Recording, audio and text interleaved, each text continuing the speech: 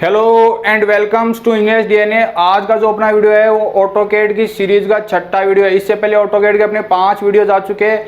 आज अपन लोग chapter number 4 और चैप्टर नंबर जो 5 था अपने सिलेबस का, जो लास्ट के 2 चैप्टर थे उनको देखेंगे। यहाँ पे बोर्ड पे आपको दिख गया होगा बहुत सारी कमांड्स लिखी है। तो आप एक चीज़ तो समझ गए होंगे कि आपके जो 5 क्वेश्चन आते हैं ऑटोकैड के, उनमें से 3-4 तो सीधी सीधी कमांड आती है। तो आज का वीडियो आपके लिए कितना इंपॉर्टेंट हो जाता है, क्यों? क्योंकि यहाँ पे जो बोर्ड पे लिखा ना 2 से 3 क्वेश्चन बिल्कुल डायरेक्ट बिना किसी लॉजिक के यहाँ से उठा के पूछेगा। ठीक है, यहाँ से 2 से 3 क्वेश्चन एक ही वीडियो में से आपको सीधे के सीधे मिल जाएंगे। तो अपन क्या करेंगे कि सारी की सारी जितनी भी कमांड्स है उनको देखेंगे, थोड़ा समझेंगे कि क्या क्या होती है और उनके अलाइज क्या क्या होते हैं। आपके जो क्वेश्चन आता ना उसमें सीधा सीधा कमांड का नाम देगा और आपसे अलाइज पूछेगा। तो अपन सबके अलाइज देखेंगे और कमांड देखेंगे। मैंने जो आज आपको नोट्स दिए थे उनमें क्या बहुत सारी कमांड लिखी थी, 100 से ऊपर कमांड लिखी थी, लेकिन मैंने सारी यहाँ पे नहीं लिखी है। आपके एग्जाम पॉइंट ऑफ व्यू से जो जो इंपॉर्टेंट है, जो जो आ सकती है और जिनको समझाने की जरूरी है वो सारी यहाँ पे लिखी है। कुछ कमांड ऐसी है जिनको समझाने की कोई जरूरी नहीं है, नाम देखते ही समझ में आ जाएगा कि ये क्या हो सकती है। उनका सीधा मैंने अलाइज लिखा है, नोट्स के अंदर जाके आराम से देख लेना। तो अपने को जितनी समझनी चाहिए वो देखते हैं क्या करके क्या है। तो देखो आ जाओ, आज का वीडियो स्टार्ट करते हैं। देखो ये जो ब्लैक कलर में लिखी हुई है ना सारी की सारी कमांड्स है, और रेड कलर में जो लिखे हुए हैं सारे के सारे अलाइज है। आपसे कमांड देगा और अलाइज पूछ लेगा। 4 ऑप्शन देगा, उनमें 4 अलाइज लिखे होंगे, पूछेगा इस कमांड का अलाइज कौन सा है, सीधा सीधा। ठीक है, तो कमांड क्या होती है, अलाइज क्या होती है, ये अपना डिस्कशन पहले ही हो चुका है। देखो यहाँ से स्टार्ट करते हैं, उसके बाद में क्या करेंगे अपन इसको मिटा देंगे और उसके बाद में सारे एक एक करके डिस्कस करेंगे। देखो पहला लिखा हुआ है स्पेलिंग। स्पेलिंग का मतलब होता है कि अगर आप अपनी ड्राइंग में कोई भी स्पेलिंग लिख रहे हो या फिर कोई भी वर्ड लिख रहे हो और आपको कन्फ्यूजन हो गया कि जो मैंने लिखा है वो उसकी स्पेलिंग सही है कि गलत है, तो आप क्या करते हो, SP एंटर 2 बार मारते हो और वो जो स्पेलिंग होती है उसको चेक कर लेते हो। बिल्कुल सिंपल है, नाम से तुमको समझ में आ गई होगी। ठीक है, दूसरा क्या है, टेबल। टेबल क्या होती है, देखो कभी कभार क्या होता है ना, अपने को ड्राइंग के साथ में कुछ डेटा भी देने पड़ते हैं, तो अपने को क्या है, टेबल बनानी पड़ती है। दूसरी बात क्या मैंने बताया था, इंटरफेस में जब ड्राइंग बनाते हैं उसके लास्ट में अपना नाम लिखा होता है, स्केल लिखा होता है, वो सारी चीज़ें लिखी होती है ना, तो उनके लिए टेबल बनानी पड़ती है। तो आपको ड्राइंग में जब भी कोई नई टेबल बनानी हो तो आप टेबल कमांड की हेल्प लेते हो। ठीक है, और TB इसका अलाइज होता है। ठीक, समझ गए।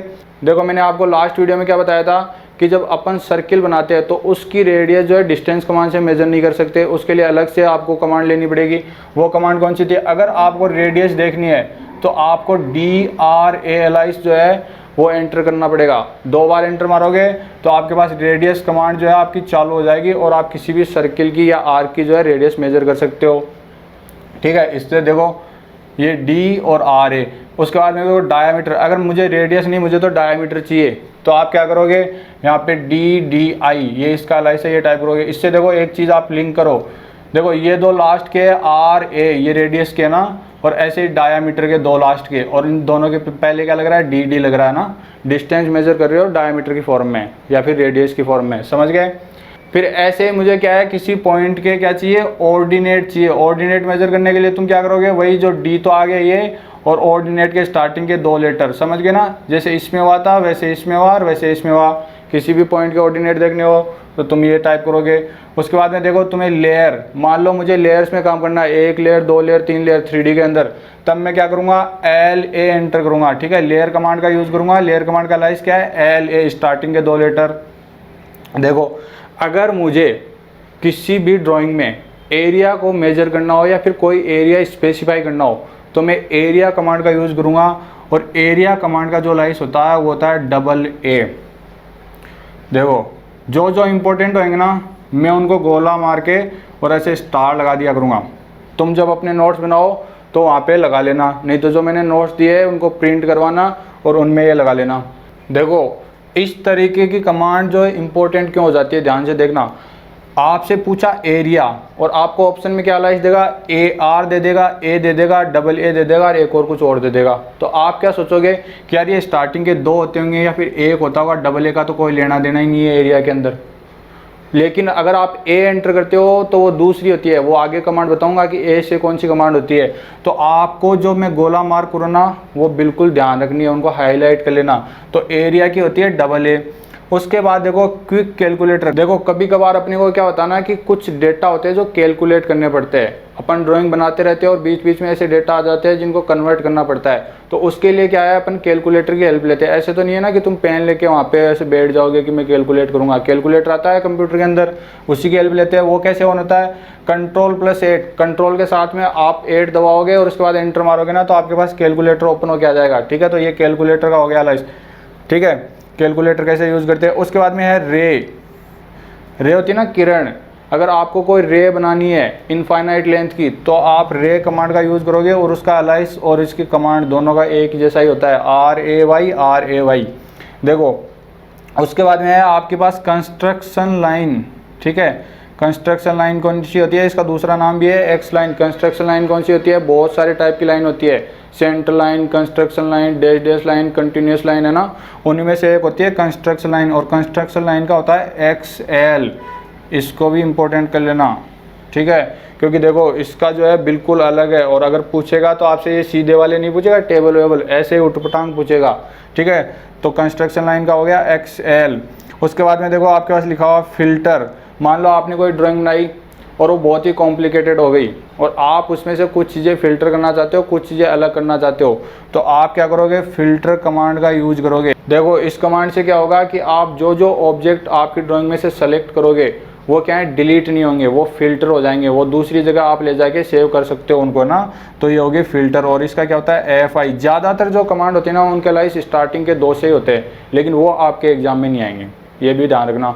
जो उठपटांग होते हैं ना ऐसे ही आएंगे, और जो उठपटांग होते हैं अपन उनको देख ही रहे कौन कौन से हैं। अब देखो अगला है डिज़ाइन सेंटर। ठीक है, डिज़ाइन सेंटर में क्या होता है, जब आप डिज़ाइन सेंटर खोलते हो तो आपके पास में बड़ी सी एक टेबल आती है और उसमें बहुत सारी चीज़ें होती है जो आप सेट करते हो अपनी ड्राइंग को ईजी करने के लिए। जैसे मैंने ड्राफ्टिंग की सेटिंग बताई थी ना पिछले वीडियो में, उसी तरीके से डिज़ाइन सेंटर की भी सेटिंग होती है। डिटेल में जाने की जरूरी नहीं है आपके, तो सीधा सीधा क्या पूछेगा, आपके सीधा सीधा अलाइस पूछने वाला है कमांड का, तो तुम उतना ही ध्यान रखो। देखो ये हो गया डिज़ाइन सेंटर का क्या है, Ctrl+2। अब देखो क्रिएट ब्लॉक, मैंने पहले वीडियो में क्या बताया था, पहले या दूसरे वीडियो में, कि आप क्या करते हो, कुछ ब्लॉक क्रिएट करते हो। ब्लॉक क्रिएट करने का मतलब क्या है, जैसे मान लो आपने कोई चेयर बनाई, कोई पेड़ बनाया या फिर कोई सोफे बनाए, तो उनको क्या करते हो, एक ब्लॉक बनाते हो और उसके अंदर सेव कर लेते हो। फिर दूसरी जब भी नई ड्राइंग बनाते हो ना तो आपको दोबारा नहीं बनाना पड़े, आप सीधा सीधा वो ब्लॉक खोलो और उसमें से लाके और अपनी ड्राइंग में डाल दो। इस तरीके से आपको क्या है, अलग अलग ब्लॉक बनाने पड़ते हैं। तो उसके लिए क्या करोगे, आप BALICE का यूज़ करोगे और क्रिएट ब्लॉक कमांड को यूज में लोगे। जैसे आप B एंटर करोगे ना तो आपके पास में एक टेबल आ जाएगी और वो आपसे, जैसे अपन फाइल को सेव करते हैं ना कि किस नाम से ब्लॉक बनाना है, क्या ब्लॉक बनाना है, और उसके बाद में अपन को उसमें क्या क्या ऐड करना है, वो सारी चीज़ें उठा के उसमें डाल देते हैं, तो वहाँ से अपने पास एक ब्लॉक क्रिएट हो जाता है। ठीक है, तो ये हो गई अपनी कुछ कमांड्स और उनके अलाइस। अब क्या करते हैं, पहले तो इनको मिटा देते हैं और फिर जो समझाने वाली है कमांड उनको एक एक करके समझ लेते हैं क्या है वो। देखो अब आ जाओ तुम इधर, ये है इंसर्ट ब्लॉक। जैसे मान लो आप क्या करोगे, मैंने आज कोई ब्लॉक बनाया, ठीक है, अब मैं कल कोई नई ड्राइंग बना रहा हूँ, तो उस टाइम तो मैंने ब्लॉक बना के सेव कर दिया, अब मुझे उसमें से कोई ऑब्जेक्ट, ठीक है, निकालना है, तो मैं क्या करूँगा, ये इंसर्ट ब्लॉक जो है कमांड उसकी हेल्प लूँगा। जैसे मैं I एंटर करूँगा ना तो मैंने जो जो ब्लॉक बना रखे पहले से वो सारे के सारे ओपन हो जाएंगे और मैं सेलेक्ट करूँगा कि मुझे कौन सा ब्लॉक लेना और उसमें से क्या चीज़ उठानी है, वो सीधी की सीधी उठा के अपनी ड्राइंग में डाल दूँगा। ठीक है, तो आपने जब ब्लॉक बनाया तब कौन सी कमांड यूज में ली, ब्लॉक क्रिएट करने के लिए BALICE का यूज़ किया था, और जब आप ब्लॉक क्रिएट करने के बाद में उस ब्लॉक में से चीज़ें निकाल रहे हो तो आप क्या कर रहे हो, IALICE का यूज़ कर रहे हो, इंसर्ट ब्लॉक कमांड का यूज़ कर रहे हो। ठीक है, ज़्यादा डिटेल में नहीं घुसेंगे यार, क्वेश्चन आता ही नहीं, क्यों लंबा करे वीडियो। ठीक है, अब देखो डिवाइड, मान लो आपको किसी लाइन को या फिर किसी ऑब्जेक्ट को डिवाइड करना है अलग अलग पार्ट्स में, तब आप क्या करोगे, डिवाइड कमांड का यूज़ करोगे। कैसे, देखो मान लो ये कोई लाइन है, ठीक है, मेरे को इसको तोड़ना है यहाँ से और यहाँ से, और फिर उसके बाद में मुझे इतनी चाहिए, ये 2 लाइनें चाहिए, लेकिन कोई फिक्स मेजरमेंट नहीं है, मैं एकदम रैंडम क्लिक कर रहा हूँ कि यहाँ से और यहाँ से तोड़ दो, तब तो मैं लूँगा डिवाइड कमांड का यूज़, और इसका अलाइस क्या है, DIV, स्टार्टिंग के 3 लेटर। लेकिन मेरे को एक फिक्स मेजरमेंट के अंदर है ना इस लाइन को तोड़ना है, और उसी फिक्स मेजरमेंट में मेरे को बाकी लाइनें भी तोड़नी है, तब मैं क्या करूँगा ना, मैं मेजर कमांड का यूज़ लूँगा। और मेजर कमांड क्या है, ME। देखो अब ये ना बहुत ज़्यादा इंपॉर्टेंट बन जाती है, क्यों बन जाती है सुनो। मैंने जब तुमको बोला था कि अगर तुमको सर्किल की रेडियस देखनी हो तो तुम डिस्टेंस कमांड से नहीं देख सकते, पिछले लेक्चर में बताया था। उसके लिए तुम क्या करते हो, MEA, ये अलाइस होता है, और आप इस अलाइस का मतलब क्या होता है, मेजर। तो तुम क्या करोगे, इस मेजर कमांड का अलाइस MEA दे दोगे ऑप्शन में आंसर, ठीक है। आपको क्या बोलेगा कि मेजर कमांड का अलाइस क्या है, और आपको ऑप्शन में ME भी देगा और MEA भी देगा। और आप क्या सोचोगे, यार वो सर्किल की रेडियस मेजर करते ना, तब अपन MEA यूज करते हैं, और ये वही मेजर है। वो मैंने बताया था कि वो अलाइस आया कहाँ से, इस नाम से वो अलाइस आया था, ठीक है, और उसका मतलब है अलग। तो तुम यहाँ पे ना थोड़ा सा अलर्ट हो जाना, अगर तुमसे मेजर कमांड का अलाइस पूछे ना तो सिर्फ ME देना, ओनली ए मत लगा देना इसका आगे, नहीं तो गलत हो जाएगा। इसलिए ये इंपॉर्टेंट हो गया भाई यहाँ पे, ठीक है, समझ गए। अगर आपको रेंडमली डिवाइड करना है तो आप डिवाइड कमांड का यूज़ करोगे, और आपको मेजर करके किसी भी चीज़ को डिवाइड करना है या काटना है तो आप क्या करोगे, मेजर कमांड का यूज करोगे, ठीक है। अगर मान लो मुझे कोई ग्रुप बनाना है किसी एक जैसी चीज़ों का, या फिर रेंडमली एक कोई ग्रुप बनाना है कि मुझे इस ग्रुप में ये चीज़ें रखनी है, जैसे ब्लॉक बनाया था ना वैसे ग्रुप बनाना है। पर ब्लॉक में और ग्रुप में डिफरेंस क्या होता है, ब्लॉक के अंदर क्या होता है ना कि आपकी जो चीज़ें आपने बनाई, जो ऑब्जेक्ट आपने बनाए, वो लाइफ टाइम सेव रहते हैं उसके अंदर, जब तक आप डिलीट नहीं करते। पर ग्रुप क्या करते हैं, अपने ड्राइंग के अंदर ही बनाते हैं, ठीक है, और उसके बाद जैसे ही अपन ड्राइंग को बंद कर देते हैं, ड्राइंग को डिलीट कर देते हैं, उसके बाद में वो डिलीट हो जाता है, ठीक है। सपोज करो मैंने ये बनाया एक, ठीक है, ये कोई मैंने नक्शा बनाया, इसमें एक बेडरूम इधर है, एक बेडरूम इधर है, ऐसे करके बनाया, ठीक है। अब मैं क्या कर रहा हूँ, बेडरूम का एक ग्रुप बना रहा हूँ, समझ गए, मतलब एक जैसी चीज़ों का कोई ग्रुप बना रहा हूँ, और उसको किसी अदर ड्राइंग के अंदर मैं रख लिया अभी, क्योंकि मेरी ड्राइंग कॉम्प्लिकेटेड हो गई है। तो मैं क्या करूँगा, सारे के सारे बेडरूम को उठा के और इस ड्राइंग में डाल दूंगा, और बाद में क्या होगा, जब सारे के सारे ऑब्जेक्ट मेरे बन जाएंगे, बाथरूम और ये सारी चीज़ें, तो अब एक ड्राइंग में ले जाके इनको ऐड कर दूंगा। तो अलग अलग चीज़ों का मैं ग्रुप बना लूँगा पहले, ठीक है, तो मेरी ड्राइंग यहाँ पे कॉम्प्लिकेटेड नहीं होगी। समझ गए ग्रुप क्या होता है। अगर तुमको समझ में नहीं आया ना तो ज़्यादा टेंशन मत लेना, तुम तो रट लेना यार, ग्रुप का जी होता है बस अलाइस, तुम्हारे इतने आएगा, इससे ऊपर नहीं आएगा। ये तो तुमको थोड़ी सी फील आ जाएगी यार होता क्या है, इसलिए बता रहा हूँ, ठीक है। अब देखो कट और कॉपी, ये तो आप ना बचपन से सीखते आ रहे हो। कट का क्या होता है, Ctrl+X, और कॉपी का क्या होता है, Ctrl+C। इसमें तो कुछ बताने की जरूरी नहीं है, और ये आएगा भी नहीं।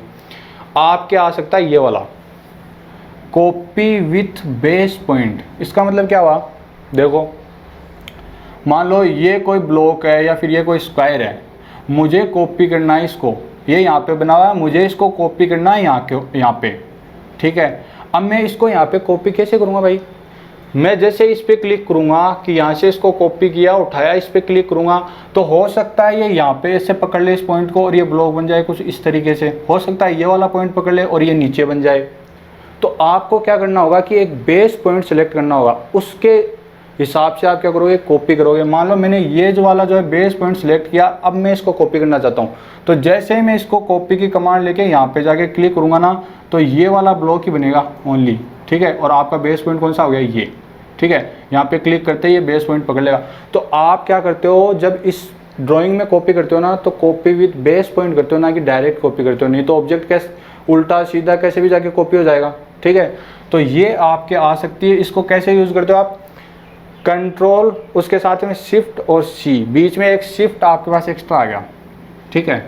इसमें क्या था, Ctrl+C था, और बेस पॉइंट के साथ में आपको कॉपी करना है तो Ctrl+Shift+C, ठीक है। तो ये इंपॉर्टेंट हो जाता है भाई, इसको ध्यान देना, तुम कॉपी नहीं आएगा, ये वाला आ सकता है आपके। देखो प्रिंट का तो बिल्कुल मैंने बताया था ना आपके पास, Ctrl+P इसका लिखा नहीं भूल गया यहाँ पे, ठीक है, वही होता है। लेकिन यहाँ पे प्रिंट करने का तरीका थोड़ा सा अलग होता है। देखो प्रिंट करने के ना बहुत सारे तरीके होते हैं। एक तो आपने नॉर्मल देखा होगा PDF को जैसे आप प्रिंट करते हो वो वाला होता है, और 2-3 तरीके और होते हैं जिनमें क्या करता है कि जैसे मान लो आपने सपोज करो पेज की साइज़ A4 साइज़ सेलेक्ट करी थी, जब आपने लिमिट सेलेक्ट करी थी, पिछले लेक्चर में बताया था लिमिट सेट करी, तब आपने ये सेलेक्ट करी, ठीक है। लेकिन आप अब इसको बड़ा करना चाहते हो, छोटा करना चाहते हो, इस तरीके से अलग अलग इसके मेथड्स होते हैं जिनमें आपको घुसने की कोई ज़रूरी नहीं है। आप इतना याद रखो कि प्रिंट की कमांड क्या होती है, प्रिंट कमांड कैसे यूज़ करते हैं, Ctrl+P, ठीक है। देखो अब देखो ये है रिवॉल्व। रिवॉल्व का मतलब क्या होता है, किसी भी चीज़ को घुमाना। अगर आपको किसी ऑब्जेक्ट को घुमाना है किसी भी एंगल के ऊपर 3D के अंदर, तब आप रिवॉल्व कमांड का यूज़ करते हो। देखो एक होता है रिवॉल्व, एक होता है रोटेट। अगर आपको 3D के अंदर किसी ऑब्जेक्ट को घुमाना है तो हो जाता है रिवॉल्व। तो ये रिवॉल्व अगर आपको करना है तो आप REV अलाइस का यूज़ करोगे, रिवॉल्व कमांड का यूज़ करोगे, ठीक है। देखो मैं अलाइस पे इतना ज़्यादा जोर नहीं दे रहा, क्यों नहीं दे रहा यार, इसमें समझाने जैसा कुछ है नहीं, तुमको सीधा सीधा रटना है इनका। बस ये ओनली कमांड बता देता हूँ ताकि आपको थोड़ी सी फील आ जाए कि होती क्या है, ठीक है। देखो अब देखो ये स्लाइस, ये जितनी भी कमांड्स अभी स्टार्ट हो गई ना 3D की कमांड से। 2D की कमांड तो बताया नहीं, पहले 3D बता रहे हो, बताया था ना कि स्पेस थोड़ा सा बना ले, इसलिए ये बता रहे 2D वाली उधर है। देखो स्लाइस क्या होता है, स्लाइस का मतलब तुम सिंपल जानते हो, किसी भी चीज़ को काटना अलग अलग पार्ट्स में ना, उसके स्लाइस बनाना, ये वही चीज़ है। मान लो आपने कोई ऑब्जेक्ट बनाया, अब आप क्या चाहते हो, उसको काटना चाहते हो, तो आप क्या करोगे, 2D में तो ब्रेक और ये सब कमांड यूज़ करते हो, जैसे अभी बताया था एक डिवाइड वाली, लेकिन 3D में वो कमांड काम नहीं करती, वहाँ पर आपको स्लाइस कमांड का यूज़ करना पड़ेगा, ठीक है। और स्लाइस का जो स्लाइस क्या होता है, SL, ठीक है। तो ये हो गया आपके पास। तो मेरे हिसाब से आपको ना ब्रेक कमांड तो नहीं पूछेगा, ठीक है, और डिवाइड भी नहीं पूछेगा, मेजर भी नहीं पूछेगा, आपसे ये पूछेगा, क्योंकि यार इतना सीधा तो नहीं पूछेगा। तो इस स्लाइस को फिर से स्टार लगा देते हैं, ध्यान रखना तुम। अगर मान लो आपको 3D में रोटेट करना हो, तो मैंने क्या बोला, आप रिवॉल्व यूज़ कर सकते हो और रोटेट कमांड भी यूज़ कर सकते हो। 3D रोटेट जिसका होता है 3R अलाइस, ये देखो 3D अलाइन, अगर किसी चीज़ को किसी के रेस्पेक्ट में अलाइन करनी है, सिंपल वर्ड है, ठीक है, तो आप AL अलाइस का यूज़ करोगे। अगर आपको मिरर करना है, मिरर का मतलब क्या होगा, मान लो मैंने ये कोई ऑब्जेक्ट बनाया है और अब मुझे मिरर करना है इसको इस साइड में, तो मुझे क्या करना, पहले तो उसका रेफरेंस सेलेक्ट करना पड़ेगा ना, कि मुझे मिरर यहाँ पे करना है, कि मुझे मिरर यहाँ पे करना है, कि मुझे मिरर यहाँ पे करना है। तो आप ऑब्जेक्ट को सेलेक्ट करोगे, रेफरेंस सेलेक्ट करोगे और उसके बाद में आप मिरर कर दोगे। तो 3D में आपको मिरर करना हो तो आपके पास में मिरर 3D आएगा, ये OR नहीं है, ये कनेक्टेड है, ठीक है। ये मिरर 3D कमांड आप यूज़ करोगे, और अगर 2D में यूज़ करोगे ना तो सिर्फ मिरर ही यूज़ करोगे, ये 3D नहीं आएगा ना, समझ गए। तो 3D में मिरर कैसे करते हैं। उसके बाद में देखो ये एरे, एरे क्या होता है, एरे का मतलब ये होता है, देखो एरे का मतलब क्या होता है, एरे का मतलब ये होता है कि जैसे मान लो मैंने कोई ये ऑब्जेक्ट बनाया, ठीक है, अब मैं क्या चाहता हूँ, इसके जैसे बहुत सारे ऑब्जेक्ट कॉपी करना चाहता हूँ। मैं कॉपी नहीं करना चाहता, मैं एक ही जो है क्लिक के अंदर बहुत सारे ऑब्जेक्ट बनाना चाहता हूँ। जैसे मान लो मैंने सेलेक्ट कर लिया, जैसे ये आप ए एंटर करोगे ना 3A, तो आपके पास एक बॉक्स खुल के आएगा, उसमें आपको वो बोलेगा कि आपको कॉलम बनाने हैं, कि रो बनानी है, कि दोनों बनानी है, और कितने कितने बनाने हैं। मान लो मैंने डाल दिया है कि मेरे को 10 तो कॉलम बनाने हैं और 10 ही रो बनानी है। अब आपको क्या करोगे, कॉपी यूज़ करोगे तो आपको क्या 20 बार कॉपी करना पड़ेगा, 10 बार तो रो में और 10 बार कॉलम में। इसको आप इजी करने के लिए क्या करोगे, ये एरे कमांड यूज़ करोगे, और जैसे ही ये यूज़ करोगे आप उस टेबल में फिल कर दोगे कि 10 तो मुझे कॉलम चाहिए और 10 जो है रो चाहिए, तो ये अपने आप ही बन जाएंगे फिर इसके बाद ऐसे, ठीक है। बहुत सारे ब्लॉक बन जाएंगे आपके, कॉलम रो ऐसे बन जाएंगे, ठीक है। तो अगर आपको 3D के अंदर ऐसे एरे बनाना हो, ठीक है, इनको कॉपी करना हो, तो आप 3D एरे कमांड का यूज़ कर दो और अलाइस लगाओ 3A, ठीक है। अब देखो अगर आपको किसी ऑब्जेक्ट को मूव करना हो, वो भी 3D के अंदर, ये सारी 3D में चल रही है। अगर 3D में आपको किसी ऑब्जेक्ट को मूव करना हो तो आप 3M अलाइस का यूज़ करो। मूव तो आप सिंपल समझते हो, इस ऑब्जेक्ट को यहाँ से उठा के मुझे यहाँ डालना है, ठीक है, और यहाँ से ये डिलीट हो जाएगा, वही मूव। तो ये होगा 3D मूव 3M। देखो 3D स्केल, एक मैंने बताया था स्केल पिछले वीडियो में, ये है 3D स्केल। तो आप अगर उसी स्केल को 3D में यूज़ करते हो तो आपके पास में क्या होता है, X और Y एक्सिस के साथ में Z एक्सिस और यूज़ हो जाती है ना। मैंने बताया था ना कि स्केल कैसे यूज़ करते हैं, 1 in n, ठीक है। तो आप पहले X और Y में तो मान लो ये सेम रखना चाहते हो 1 in 100, ठीक है, लेकिन मान लो Z के अंदर चेंज करना चाहते हो, सिंपल बात है कि जितने, जैसे अपना घर है उसकी हाइट कितनी है, 10 फीट, 11 फीट, 11.25 फीट, सवा में होती है ना, 11.25 फीट, 13.25 फीट ऐसे करके। तो अपन क्या करते हैं, उसकी लेंथ, इसकी विड्थ वो तो चेंज कर सकते हैं, उसका तो अपन अलग स्केल रख सकते हैं, लेकिन हाइट तो लगभग फिक्स हो जाएगी। तो उसके लिए क्या करोगे, आप 3D स्केल का यूज़ करोगे, ठीक है। ये हो गया। अब थोड़ा सा इधर आ जाओ। अब देखो ये क्या है, रेंडर। रेंडर क्या होता है भाई, ये बहुत ज़्यादा इंपॉर्टेंट है, इस पर स्टार लगा लेना भाई।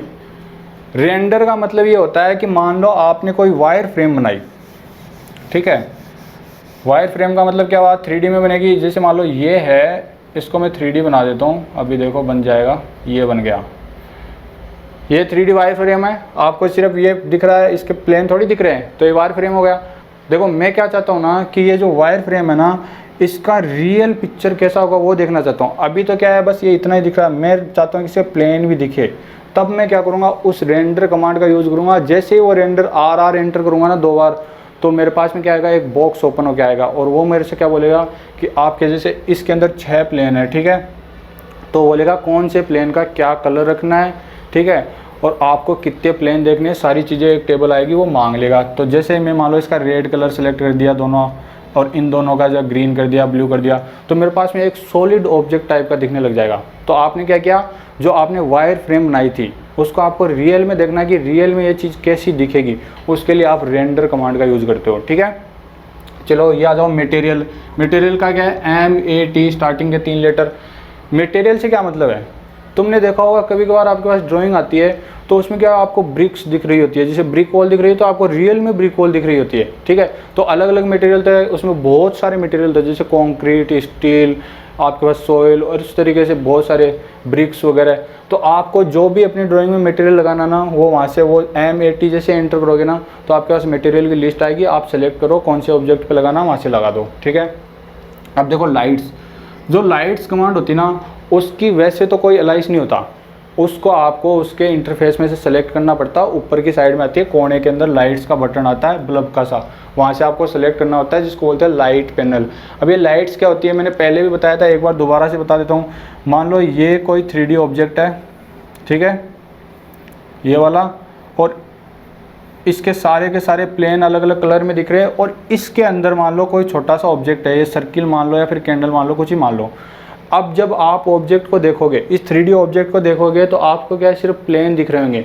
ये बीच वाला जो अंदर जो ऑब्जेक्ट है वो कैसे दिखेगा, नहीं दिखेगा ना, अलग अलग कलर के प्लेन दिख रहे हैं।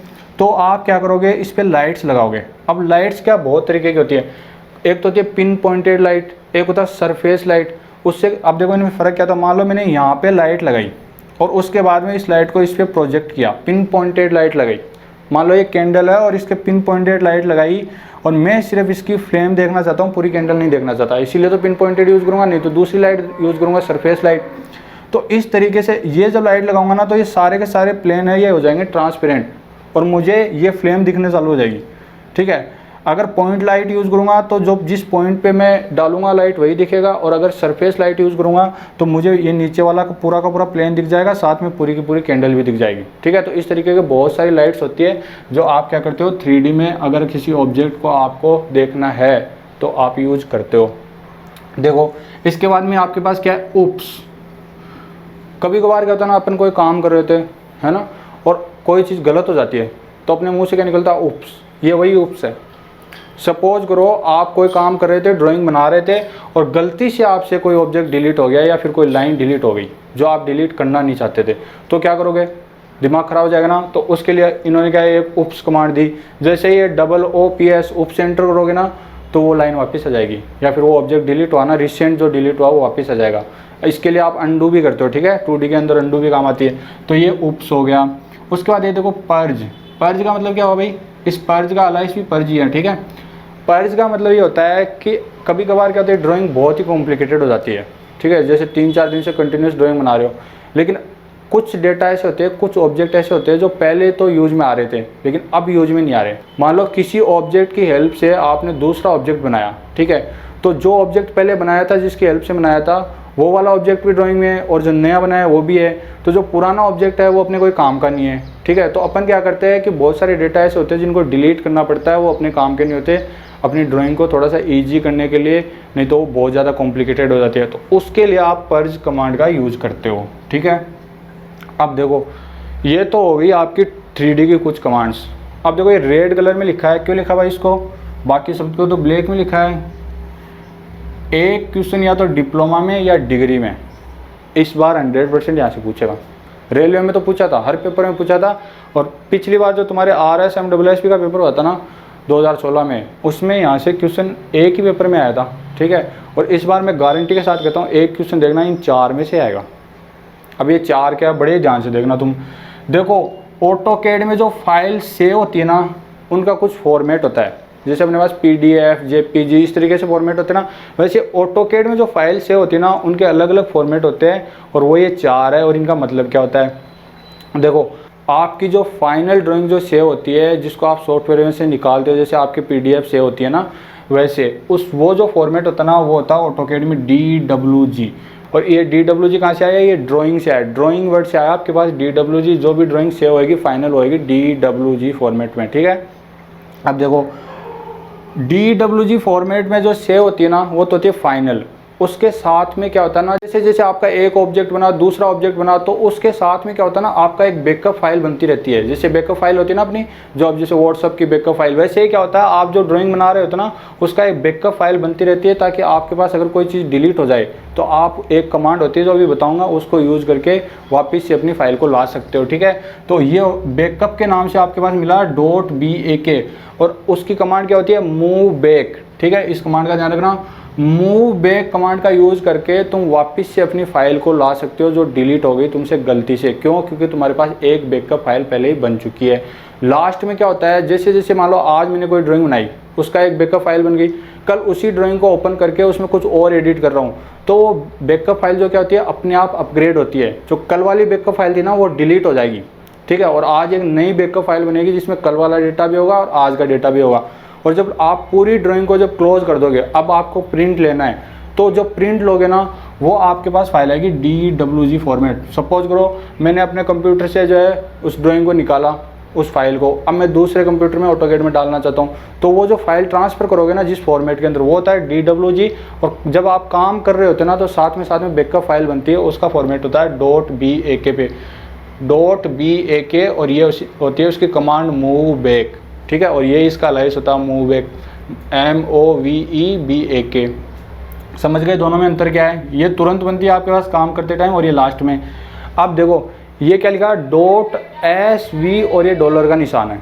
ये क्या है भाई, .SV और डॉलर। आपको मान लो आपने क्या कर रखा है, अपनी ऑटोकैड की जो सेटिंग्स है उनमें क्या कर रखा है, ऐसे सेट कर रखा है कि ऑटोमेटिक फाइल सेव होनी चाहिए। ठीक है, एक तो क्या फॉर्मेट होता है कि आप जो है ऑब्जेक्ट बनाते जाओ, ठीक है, बनाते जाओ, अपनी ड्राइंग बनाते जाओ, और लास्ट में सेव और सेव एज का यूज़ करके अपनी फाइल को सेव कर लो। दूसरा तरीका क्या होता है कि जैसे आपने एक ऑब्जेक्ट बनाया, ठीक है, तो वो अपने आप सेव हो जाए तुरंत। ठीक है, क्योंकि मान लो आपकी लाइट चली गई पीसी में और आपकी फाइल तो गई, तो आप क्या करते हो कि अपनी सेटिंग में क्या सेव करके रखते हो कि मेरी जितनी भी फाइल है वो ऑटोमेटिक सेव हो जानी चाहिए। तो उसके लिए क्या है, जो ऑटोमेटिक जो फाइलें सेव होती है ना, वो किस फॉर्मेट में होती है, वो होती है .SAV और ये डॉलर का निशान। ठीक है, तीन हो गए। अब चौथा देखो, ये क्या है, आपने देखा होगा कभी भी कंप्यूटर में या फिर एंड्रॉयड फ़ोन में या किसी में भी कि टेम्परेरी फाइल होती है। जब आप किसी फाइल को डिलीट कर दो ना ओरिजिनल जगह से, तब भी उसकी टेम्परेरी फाइलें छोटी छोटी केबी के अंदर रह जाती है। तो वो जो टेम्परेरी फाइलें जो सेव होती है ना ऑटोकैड में, उसका फॉर्मेट होता है .AC और ये डॉलर का निशान। अब आपसे क्वेश्चन कैसे पूछेगा, यार ये क्या बता रहा हूँ मैं तुमको, क्वेश्चन ऐसे पूछेगा कि ऑटोकैड में जो फाइल सेव होती है वो किस फॉर्मेट में होती है, तब आपको देना है आंसर DWG। ऑटोकैड में जो बैकअप फाइल सेव होती है वो किस फॉर्मेट में सेव होती है, तो BAK। ऑटोकैड में जो ऑटोमेटिक फाइलें सेव होती है वो किस फॉर्मेट में होती है, .SV डॉलर। ठीक है, और ऑटोकैड में जो टेम्परेरी फाइलें होती है वो किस फॉर्मेट में सेव होती है, .AC डॉलर। भाई ये बहुत ज़्यादा इंपॉर्टेंट है, तुम इसको बड़ी ध्यान से देखना यार, एक क्वेश्चन यहाँ से सीधा सीधा फंसने वाला है। ठीक है, तो अपना इतना हो गया। अब इसको मिटा देते हैं और उसके बाद हम अपन 2D की जो इधर कमांड लिखी है उनको देखते हैं एक करके। देखो अब इधर देखो, तुम देखो सबसे पहली कमांड कौन सी लिखी हुई है, लाइन कमांड। और लाइन कमांड का लाइस क्या होता है, L। ठीक है, इस लाइन कमांड पे आपसे क्या पूछेगा कि लाइन कमांड कितने टाइप से यूज़ कर सकते हो, मतलब लाइन ड्रॉ करने के आपके पास ऑटोकैड में कितने मेथड होते हैं। आपके पास ऑटोकैड में लाइन ड्रॉ करने के 4 मेथड होते हैं। 4 कौन कौन से होते हैं, देखो थोड़ा थोड़ा देख लेते हैं उनको। मान लो मुझे ये एक स्क्वायर बनाना है, ठीक है, अब इस स्क्वायर को मैं लाइन की हेल्प से बनाना चाहता हूँ, तो उसको बनाने के क्या है, 4 तरीके अपने पास। सबसे पहला जो तरीका है वो है एब्सोल्यूट कोऑर्डिनेट मेथड। ठीक है, एब्सोल्यूट कोऑर्डिनेट मेथड में तुम क्या करोगे, x और y दोनों की वैल्यू दोगे, मतलब समझे नहीं कुछ भी। मान लो मेरे को ये बनाना है, तो मैं क्या करूँगा, सबसे पहले यहाँ पे एक पॉइंट सेलेक्ट करूँगा जिसमें मैं क्या करूँगा, x और y दोनों ऑर्डिनेट दूंगा। फिर उसके बाद में मैं क्या करूँगा, इधर एक पॉइंट सेलेक्ट करूँगा, मान लो मैंने ये 0 0 दिया, अब मैं क्या करूँगा 1 और 0। मतलब मुझे क्या करना पड़ रहा है कि ये लाइनें इस तरीके से ड्रॉ करने के लिए x और y दोनों की वैल्यू देनी पड़ रही है। जैसे ये क्या हो गया, मान लो मेरे पास में ये मेरे पास x में है 1 और y में है 2। ठीक है, ऐसे ये मेरे पास में क्या हो गया 0 और 2। मतलब क्या आप इस पॉइंट के रेस्पेक्ट में सारे के ऑर्डिनेट दे रहे हो। ठीक है, तो वो हो गया एब्सोल्यूट ऑर्डिनेट मेथड। एक होता है relative ordinate method. Relative ordinate method में क्या करोगे आप, मान लो ये मेरे को बनाना है, तो मैं क्या करूँगा, सबसे पहले जैसे मान लो इसके ऑर्डिनेट मान लो मैंने कर लिया 0, 0। कौन सा पॉइंट, ये वाला। अब मैं चाहता हूँ ये पॉइंट ड्रॉ करूँ, तो मैं क्या करूँगा, ऑर्डिनेट दूंगा माइनस में, -2 सॉरी ये हो गया 0 और माइनस का 2, ठीक है। y में क्या माइनस का 2 है, मतलब आप किसी एक पॉइंट के रेस्पेक्ट में उसके रिलेटिव में सारे के सारे ऑर्डिनेट दोगे, समझ गए ना। एब्सोल्यूट में तो आप सारे ऑर्डिनेट दोगे, ठीक है, x और y दोनों। इसमें क्या करोगे, एक ऑर्डिनेट दोगे दूसरे के रेस्पेक्ट में, माइनस में और प्लस में, ठीक है। इसमें सारे प्लस में चलते हैं, ये दोनों डिफरेंस हो गया, एब्सोल्यूट हो गया आपके पास में, और एक हो गया रिलेटिव। एक होता पोलर। सपोज करो मुझे ये ट्रायंगल बनाना है, ठीक है। अब मान लो मेरे को ये ट्रायंगल बनाना है तो मेरे को लाइन के साथ में एंगल भी देना पड़ेगा। जैसे ये वाली लाइन मुझे ड्रॉ करनी है तो मेरे को क्या करना पड़ेगा, इस लाइन की लेंथ के साथ में क्या एंगल भी तो देना पड़ेगा ना। तो वहाँ पे आप यूज करोगे पोलर कोऑर्डिनेट सिस्टम, ठीक है। एक चौथा और सबसे आसान काम क्या होता है जिसमें कोई डायमेंशन नहीं, यहाँ पे एक पॉइंट पिक किया, यहाँ पे एक पॉइंट पिक किया, ठीक है। यहाँ पे एक बार माउस को सिलेक्ट किया, एक बार यहाँ पे है ना, यहाँ पे क्लिक किया, यहाँ पे क्लिक किया, और एक लाइन बन गई। हो गए 4। पहला कौन सा था, एब्सोल्यूट कोऑर्डिनेट मेथड। दूसरा क्या था, रिलेटिव कोऑर्डिनेट मेथड। तीसरा क्या था, पोलर कोऑर्डिनेट। और चौथा क्या है, सेलेक्ट। फाइनल सेलेक्ट करोगे तुम सीधा का सीधा ऐसे, ठीक है। तो ये हो गया कि सेलेक्ट करके भी तुम लाइन बना सकते हो। तो ये हो गया आपके पास 4 लाइन ड्रॉ करने के अलग अलग मेथड, ठीक है। अगर आपको जल्दी जल्दी लगा, कुछ समझ नहीं आ रहा, तो आप नोट्स जाके देखना, उनमें अच्छे से एक्सप्लेन किया हुआ है एग्जाम्पल के साथ में। इस पर क्या है ना कि ज़्यादा डेप्थ में घुसने की अपने को जरूरी नहीं है, इसलिए मैं थोड़ा ऊपर ऊपर से बता रहा हूँ तुमको। देखो उसके बाद में सर्किल। तो अगर मान लो आपको सर्किल बनाना है तो आप क्या करोगे, C एंटर करोगे। उसके बाद में क्या है, सर्किल बनाने के भी बहुत सारे मेथड होते हैं। जैसे इसका है ना कि आप टेंजेंट मेथड भी यूज़ कर सकते हो। जैसे मान लो ये मैंने कोई पहले से ट्रायंगल बना रखा है, अब मुझे क्या करना है, इन तीनों टेंजेंट के बीच में सर्किल बनाना है, तो मुझे एक सेंटर सेलेक्ट करना पड़ेगा, 3 टेंजेंट सेलेक्ट करनी पड़ेगी। मान लो मेरे को एक सेंटर के अबाउट रेडियस के साथ में बनाना है, मेरे को डायमीटर के साथ में बनाना है। तो इस तरीके से सर्किल बनाने के बहुत सारे मेथड होते हैं, उनको डिस्कस करने का कोई मतलब नहीं है क्योंकि क्वेश्चन वहाँ से आता नहीं है, ठीक है।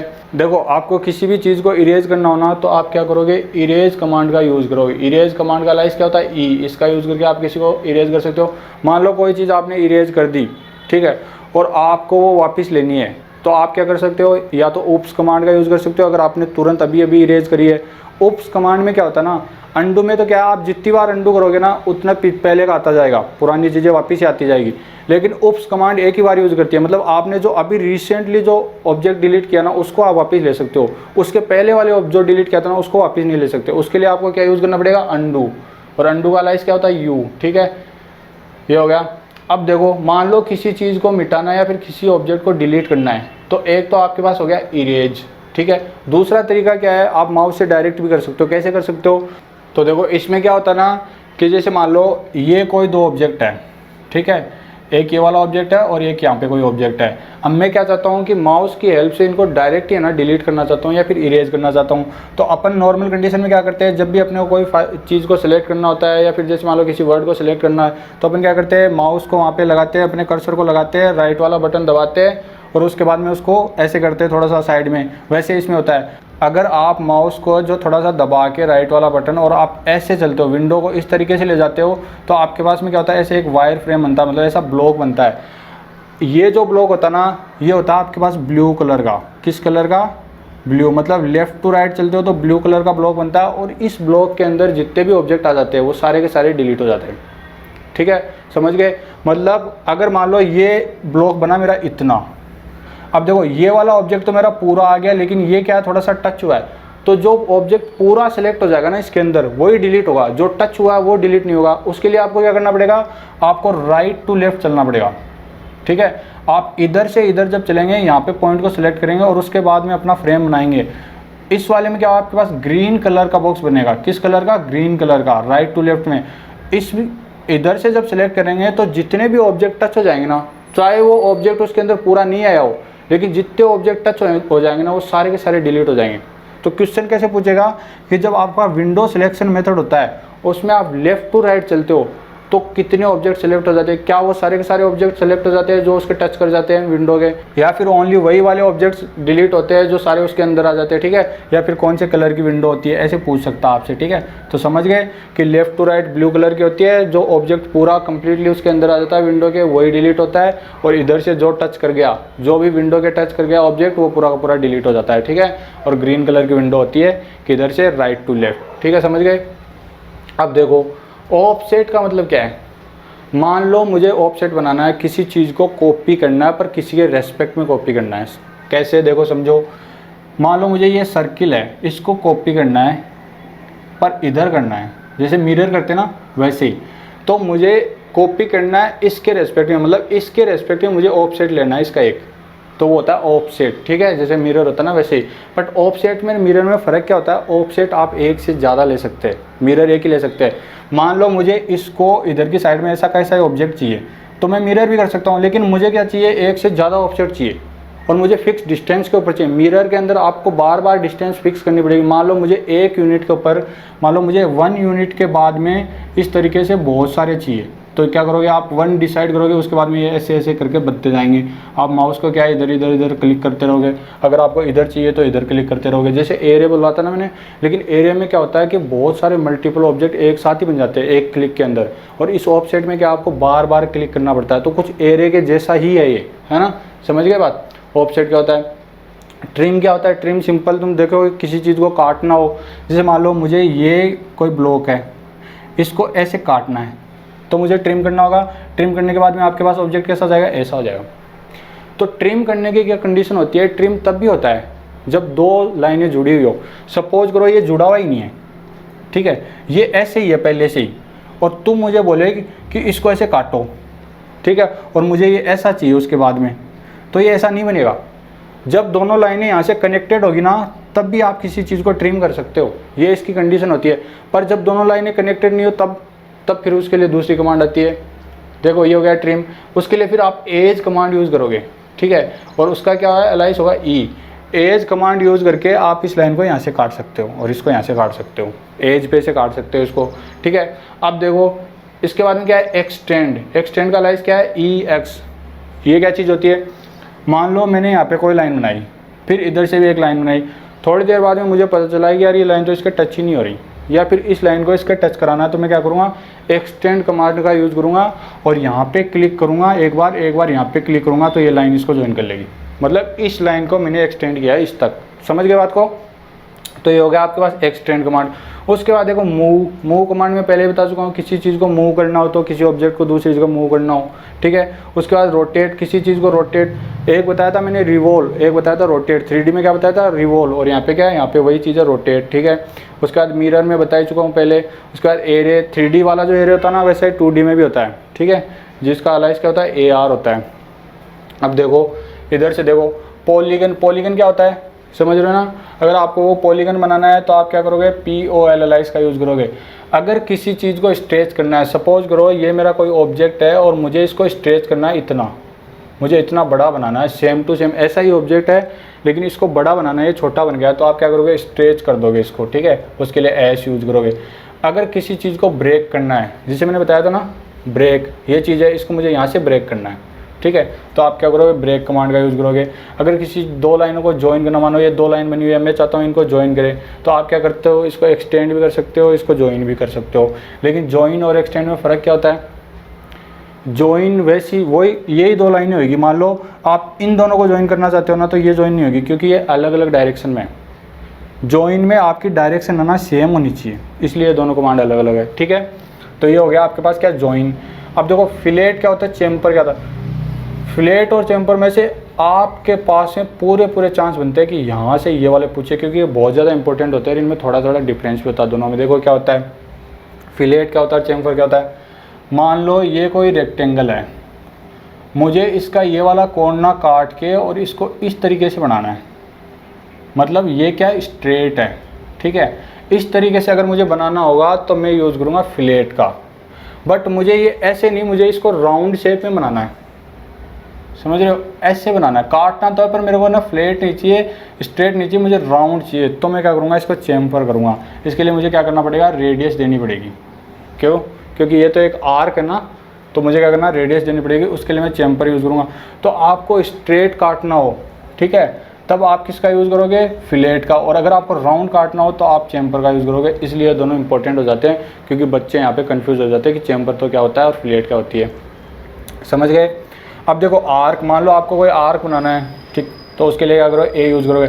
मैंने अभी थोड़ी देर पहले यहाँ पे बताया था कि आपको अगर एरिया सेलेक्ट करना है तो आप क्या कमांड यूज़ करोगे, AA, ठीक है, सॉरी AA अलाइस यूज़ करोगे। एरिया कमांड के लिए अलाइस क्या होगा, AA। और देखो ए किसका होगा, आर्क का। इसलिए ना ये आर्क और ये एरिया, ये दोनों इंपॉर्टेंट हो जाते हैं। क्योंकि यहाँ पे गलत होने के चांस पूरे बनते हैं, ठीक है। तो ये भी इंपॉर्टेंट हो गया। अब देखो इलिप्स तुम समझते हो, जैसे ये क्या है, ये इलिप्स है। अब इस इलिप्स को बनाने के बहुत सारे तरीके हो सकते हैं। मैं सेंटर सेलेक्ट करूँ और ये वाला जो है रेडियस सेलेक्ट करूँ, या फिर ये वाली रेडियस सेलेक्ट करूँ, या फिर दोनों रेडियस सेलेक्ट करूँ, तो बहुत सारे इसके तरीके होते हैं, उनसे कोई लेना देना नहीं है। तो इसका अलाइज क्या होता है, EL। देखो पॉलीगन आप समझते हो ना, अगर आपको मान लो आपको पॉलीगन बनाना है या फिर बहुत सारी लाइनें बनानी है एक ही लेंथ की, ठीक है, और आप बार बार है ना लाइन कमांड को यूज़ नहीं करना चाहते, एक बार लाइन कमांड यूज़ करो पॉली लाइन है ना, और उसके बाद बार बार बनाओ। जैसे फॉर एग्जांपल मान लो मैंने यहाँ से पॉइंट सेलेक्ट किया, पहले लाइन बनाई ये, फिर इस पॉइंट के बाद बनाई ये, फिर ये, मतलब ऐसे बहुत सारी लाइनें बनानी, मुझे पॉली लाइन बनानी है, लेकिन एक ही तरीके की एक ही लेंथ की लाइन बनानी है, ठीक है, और मैं बार बार लाइन कमांड को यूज़ नहीं करना चाहता, एक ही बार करना चाहता हूँ। तो उसके लिए मैं क्या करूँगा, पॉली लाइन का यूज़ करूँगा, और इसका अलाइज क्या होता है, PL या फिर PI दोनों होते हैं, कोई सा भी दे सकता है। तो आप एक बार यहाँ क्लिक करोगे, फिर यहाँ क्लिक करोगे, फिर ऐसे ऐसे आपका बहुत सारी लाइनें बनती जाएगी, पॉली लाइन, ठीक है। अगर आपको डायरेक्ट रेक्टेंगल बनाना, आप लाइन कमांड की हेल्प नहीं लेना चाहते, आप डायरेक्ट रेक्टेंगल बनाना चाहते हैं, तो आप REC अलाइज का यूज़ कर सकते हैं, ठीक है, रेक्टेंगल कमांड का यूज़ कर सकते हैं। ये थिकनेस, मान लो मैंने कोई लाइन बनाई और मुझे इसकी थिकनेस कम करनी है या ज़्यादा करनी है, तो मैं क्या करूँगा, थिकनेस कमांड का यूज़ कर सकता हूँ। या फिर 3D के अंदर मैंने कोई ऑब्जेक्ट बनाया और उसकी मुझे थिकनेस कम ज़्यादा करनी है या फिर विड्थ कम ज़्यादा करनी है, तो मैं क्या करूँगा, थिकनेस कमांड का यूज़ करूँगा। ये हैच, मान लो मुझे किसी ऑब्जेक्ट के अंदर हैचिंग करनी है, जैसे ये मेरा एक रेक्टेंगल था और इसके अंदर इस कोने पे मेरा सर्किल था और मैं चाहता हूँ कि इसको हैचिंग करूँ, अलग अलग तरीके की हैचिंग है ना, तो आप क्या करोगे, ये हैच कमांड का यूज़ करोगे, इसका लगता है H। अगर मुझे किसी भी ऑब्जेक्ट की बाउंड्री को हाईलाइट करना है, जैसे मान लो ये ऑब्जेक्ट है, इसकी ये बाउंड्री को हाईलाइट करना है और ये बाउंड्री मुझे दिखानी है अलग से, तो मैं क्या करूँगा, बाउंड्री कमांड का यूज़ करूँगा, ठीक है। अब देखो, अगर मुझे कोई पर्टिकुलर रीजन सेलेक्ट करना है और उसको हाईलाइट करना है, तो मैं क्या करूँगा, रीजन कमांड का हेल्प लूँगा, REG, जिसका अलाइज होता है। और ये लास्ट वाला है एक्सप्लोड, ठीक है। एक्सप्लोड के लिए मैं क्या करूँगा, एक्सप्लोजन होता है ना, किसी चीज़ को तोड़ना, वैसे होता है एक्सप्लोड। अगर किसी ऑब्जेक्ट को तोड़ना है, तोड़ने के लिए एक और कमांड बताई थी ना पहले, वैसे होती है एक्सप्लोड, और इसका होता है X। तो इसको ये एक्सप्लोड वाली ना, इसको हाईलाइट कर लेना भाई। देखो मैंने जो जो आपके एग्जाम में आ सकते हैं ना, उनको थोड़ा फटाफट बता दिया, क्योंकि यार इनमें घुसने से तो कोई मतलब है नहीं, सीधा सीधा क्वेश्चन आएगा, सीधा अलाइज पूछेगा, लेकिन आपको थोड़ा सा नाम से याद रहे, फीलिंग आ जाए, इसलिए मैंने बता दिया। तो अपनी इंपॉर्टेंट कमांड तो सारी कंप्लीट हो जाती है, और जो कुछ बची खची और एक्स्ट्रा है वो मैंने नोट्स में दे दिए। तो ऐसे करके अपने पास में अब ऑटोकैड में क्या बचा है, सिर्फ फुल फॉर्म बची है। तो फुल फॉर्म का मैं क्या करूँगा, एक पेज आपको दे दूंगा, ठीक है, चैनल पे डाल दूंगा, वहाँ से आप देख लेना, क्योंकि फुल फॉर्म को एक्सप्लेन करने का तो कोई मतलब ही नहीं है, सीधा देखना तुम और रट लेना, ठीक है। तो ऐसे करके अपने पास AutoCAD theoretical point of view से आज कंप्लीट हो जाता है। अब इसके बाद में अपना एक लेक्चर आएगा जिसमें PC के अंदर अपन सारी कमांड जो है अप्लाई करके तुमको दिखा देंगे कि कैसे कैसे अप्लाई होती है, कैसा इंटरफेस होता है, स्क्रीन को रिकॉर्ड करके। और लास्ट में एक लेक्चर आएगा जिसमें अपन प्रीवियस ईयर्स के क्वेश्चंस को सॉल्व करेंगे, जो राजस्थान JEE में आए और जो रेलवे JEE में आए। ऐसे करके 2 लेक्चर के बाद में अपना ऑटोकैड खत्म हो जाएगा। तो अभी तुम क्या करो, जितने भी लेक्चर है उनको वापस एक बार रिपीट करो, जितनी भी मैंने PDF दे दी है उन सबको पढ़ लो, और उसके बाद में 2 दिन बाद में मैं तुम्हें क्या करूँगा कि एक PC के ऊपर लेक्चर दिखा दूंगा, ताकि तुम्हें सारी कमांड याद हो जाए, और उसके बाद में अपन क्वेश्चन सॉल्व करेंगे, ठीक है। तो अब अपन क्या है, QSV स्टार्ट करेंगे, और 2 दिन बाद में अपना ऑटोकैड का एक लेक्चर आएगा, ठीक है। तो चलो आज के वीडियो को यहीं पे एंड करते हैं। Thank you so much.